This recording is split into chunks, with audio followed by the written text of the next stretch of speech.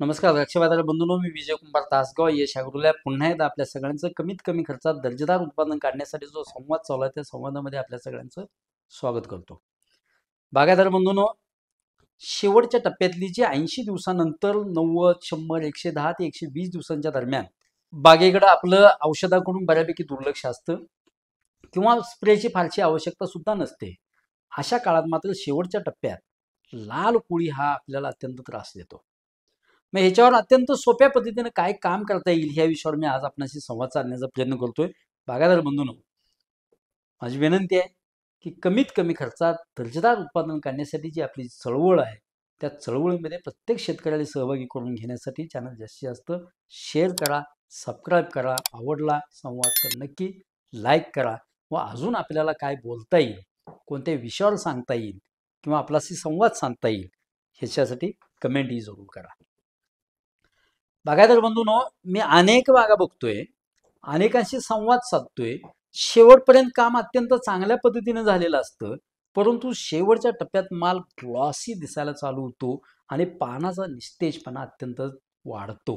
त्याचं कारण जास्तीत जास्त असं आहे की पानाच्या पाठीमागे एक जाळी तयार होते, त्यात हजारो लाल कुळी तिथं वाढतात आणि ते पानातला अन्नरस सगळा शोषून घेतात आणि त्यामुळं झाडाने जी वर्षभर साखर तयार केली, जे फोटोसिंथेसिस फॉस्फरस आणि झिंकच्या रेशोमुळे जे कन्व्हर्जन पोटॅश करायला लागलंय साखरेचं, ते मध्येच गायब करण्याचं काम लाल कोळी करतोय. ह्याचं कंट्रोल अत्यंत चांगल्या पद्धतीने करणं गरजेचं आहे, कारण तिची वाढ हे 8 ते 10 दिवसात एकाचे 500 ते 1200 होत आहेत आणि मग त्या बागेत लाखो लाल कोळी तयार होतात आणि बागच्या बाग आपल्याला पिवळसर दिसते आणि ह्याचं प्राथमिक लक्षण आपल्याला पानावर काही दिसत नाहीये. त्यामुळं शेवटच्या टप्प्यात जर आपण ह्याच्यावर बारकाईने लक्ष ठेवलं आणि सुरुवातीला जर आपण ह्याच्यावर काम करण्याचा प्रयत्न केला तर चांगला फायदा होऊ शकतो. परिस्थिती अशी आहे, काळ्या रानात ह्याचा प्रादुर्भाव खूप कमी असतो, पण तांबडतोंडी रानं असतील किंवा जिथं डस्ट जास्त उडली जाते अशा ठिकाणी मात्र लाल कोळी खूपच जास्त येतो. काळ्या रानात सुद्धा येतो, पण प्रमाण थोडंसं कमी. एक दुसरी गोष्ट, उष्णता जास्त वाढली की लाल कोळी आपल्याला जास्त वाढलेला दिसतो.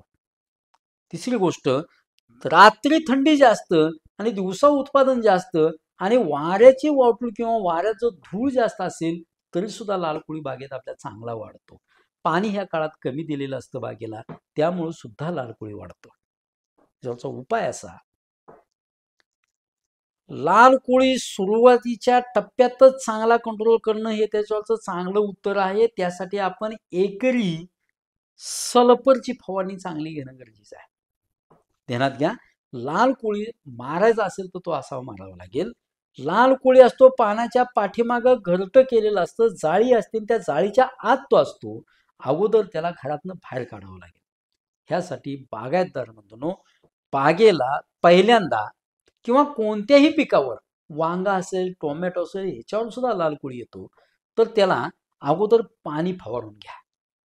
त्याची घरं आपल्याला अगोदर मोडून काढावी लागतील. मग त्या घरातला लाल कोळी इतस्तता फिरेल आणि इतस्तता फिरल्यानंतर त्याच्यावर आपल्याला जर सल्फर जर फवारला आपण एकरी 400 ग्रॅम म्हणजे 400 लिटर पाण्याला प्रति पाण्याला 1 ग्रॅम अशा प्रमाणात जर आपण जर सल्फरची फवारणी केली तर लाल कोळीचं नियंत्रण आपल्याला चांगलं मिळतं.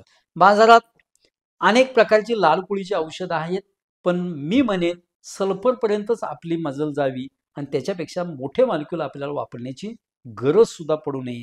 ह्यासाठी सल्फरचा शेवटच्या टप्प्यातला वापर हा अत्यंत महत्वाचा आहे. ह्यानं बुरी न्यूट्रिशनही चांगलं होतं आणि इन्सेक्टिसाइड म्हणून सुद्धा काम करतं. याचा रेसिड्यू सुद्धा खूप कमी आहे, अगदी 12, 14, 16 दिवसापर्यंत याचा रेसिड्यू आहे. म्हणजे रेसिड्यू युरोपियन बागायतदारांनी सुद्धा शेवटच्या 20 दिवसापर्यंत जरी आपण ह्याची फवारणी केली 1 लिटर पाण्याला 1 ग्रॅमनं तरी सुद्धा चालू शकते. चिमानं किंवा मित्रानं जर एकरी 1 किलो आपण सल्फर डस्ट केला, पाण्यात मिसळून जर फवारला तरी सुद्धा लाल कोळी आपल्याला चांगलं कंट्रोल मिळतो. पण हे फवाराच्या अगोदर सुद्धा जर आपण साध्या ब्लोअरनं पाणी फवारून घेतलेलं असेल तरी सुद्धा नुसत्या सल्फरनं आपल्याला लाल कोळीचं चांगलं नियंत्रण मिळतं. बागायतदार बंधूंनो, लाल कोळी सुद्धा अत्यंत घातक कीड आहे. बागेचं फोटोसिंथेसिस पूर्ण खाण्याचं काम करतं आणि खाल्ली की पानातली साखर त्या बंचमध्ये येत नाही आणि त्यामुळे उत्पादनाचा दर्जा शेवटच्या टप्प्यातला विनाकारण घटला जातो. ह्यासाठी शेवटच्या टप्प्यातले हे जे नियोजन आहे ते नियोजन करण्याचा प्रयत्न करा. धन्यवाद.